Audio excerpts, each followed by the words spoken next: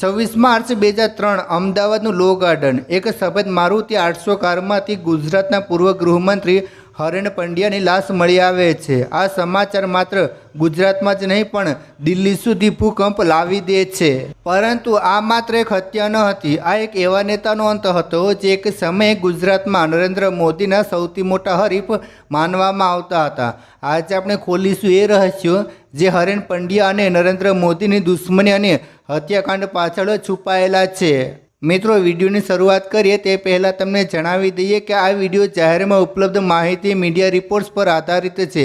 આમાં દર્શાવેલ માહિતી સંપૂર્ણ રીતે સત્ય હોય તે જરૂરી નથી। કોઈ વ્યક્તિ, સમાજ અથવા સમૂહને નિશાન બનાવવાનો ઉદ્દેશ્ય નથી। વ્યુઅર પોતાની સમજ પ્રમાણે માહિતીની પુષ્ટિ કરે। બે દિગ્ગજો વચ્ચેની તકરાર। મિત્રો, હરેન પંડ્યા અને નરેન્દ્ર મોદી બંને સંઘના શિસ્તબદ્ધ સિપાહી હતા, પરંતુ જ્યારે મોદી ગુજરાતના મુખ્યમંત્રી બનીને આવ્યા ત્યારે સમીકરણો અચાનક બદલાયા। વર્ષ 2001માં મુખ્યમંત્રી બન્યા પછી મોદીને ચૂંટણી લડવા માટે એક બેઠક જોઈતી હતી। તેમણે હરેન પંડ્યા પાસે તેમની સુરક્ષિત એલિસબ્રિજ બેઠક માંગી, પણ પંડ્યાએ સ્પષ્ટ ના પાડી દીધી।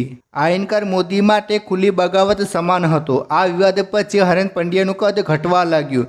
તેમની પાસેથી શક્તિશાળી ગૃહ મંત્રાલય છીનવી લેવાયું અને મહેસૂલ મંત્રી બનાવી દેવાયા। 2002ના રમખાણો અને ગુપ્ત જુબાની। મિત્રો, વર્ષ 2002ના રમખાણોએ બંને વચ્ચેની ખાઈ વધુ ઊંડી કરી હતી। એવી ચર્ચા ઉઠી કે હરેન પંડ્યાએ એક ગુપ્ત તપાસ મંચ સમજીને તાત્કાલિક સરકાર વિરુદ્ધ જુબાની આપી હતી।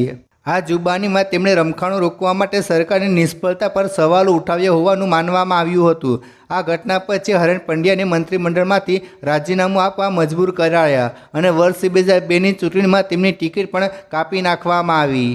હત્યાની એ સવાર અને પોલીસની થિયરી। મિત્રો, 26 માર્ચ 2003ના રોજ હરેન પંડ્યા મોર્નિંગ વોક માટે નીકળ્યા હતા।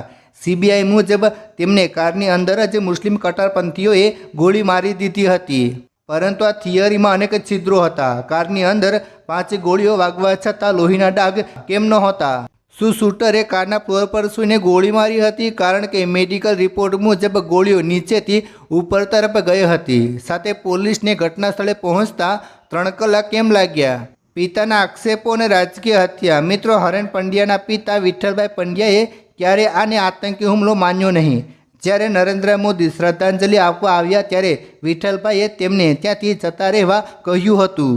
તેમણે જાહેરમાં આક્ષેપ કર્યો કે મારા પુત્રની હત્યા એ રાજકીય ષડયંત્ર છે અને આમાં ઉચ્ચ પદ પર બેઠેલા લોકો સામેલ છે। તેમણે પોતાના પુત્રને ન્યાય અપાવવા માટે મોટી લડાઈ લડી હતી।